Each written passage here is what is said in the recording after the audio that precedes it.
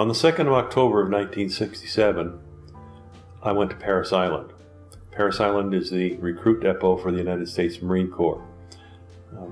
For those who are looking at this in the future that may not know it, hopefully it still is, but it was the toughest and most demanding military training in the world at the time.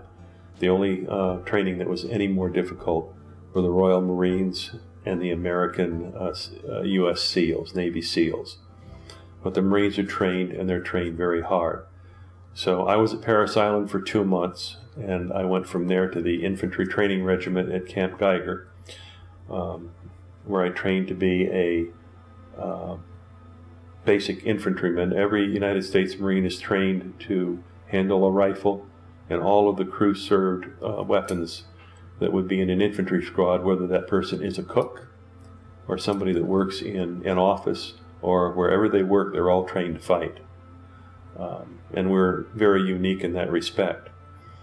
So after I came out of Camp Geiger, we got our orders, and my orders for the 100 people that were in my particular platoon were all for Vietnam. I think we had one guy that went to become a cook, but he was that was funny. He wound up in Vietnam afterward too, so literally all 100 of us went directly to Vietnam. When I arrived in Vietnam, I have to go to staging first at Camp Pendleton. We went from Camp Geiger, and I spent 20 days at home with Susan in New York, just really enjoying myself, and then reported to Camp Pendleton in early February of 1967.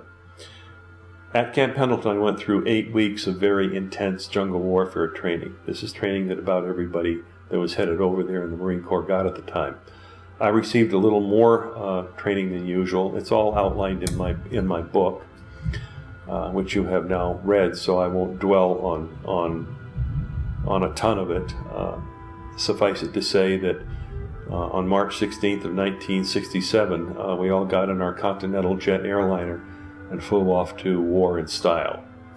When we walked off the plane, I'll never forget, the stewardesses were all crying because they had to leave us there. So